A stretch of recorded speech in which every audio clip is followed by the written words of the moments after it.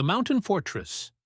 Deep within the Arctic Circle, the gears of the NATO alliance are turning at a fever pitch. In early 2026, the focus has shifted to the snowy peaks of northern Norway for exercise cold response. This isn't just a training drill. It is a massive demonstration of host nation support and rapid reinforcement. Thousands of U.S. Marines from the 2nd Marine Logistics Group have arrived to fall in on equipment stored for decades in climate-controlled mountain caves. These pre-positioned stocks allow a full Marine air-ground task force to transition from a flight across the Atlantic to combat-ready status in record time.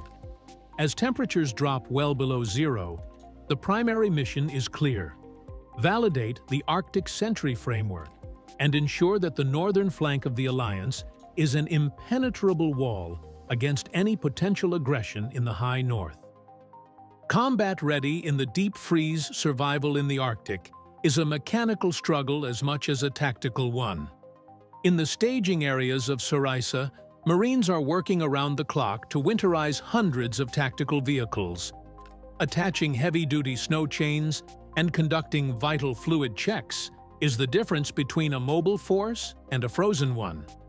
This logistical backbone is what enables the high-intensity maneuvers involving over 30,000 troops from 14 nations. By integrating U.S. armor with Norwegian and Finnish defense plans, NATO is proving that its most modern assets, including F-35s and HIMARS, can operate seamlessly in the most lethal environments on Earth.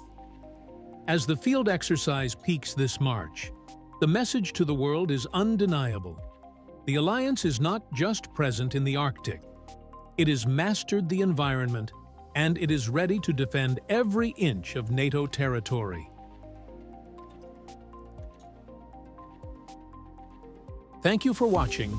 Don't forget to hit that like button, and also please subscribe to our channel so that we can continue to bring you more great stories from the U.S. military and their allies around the world.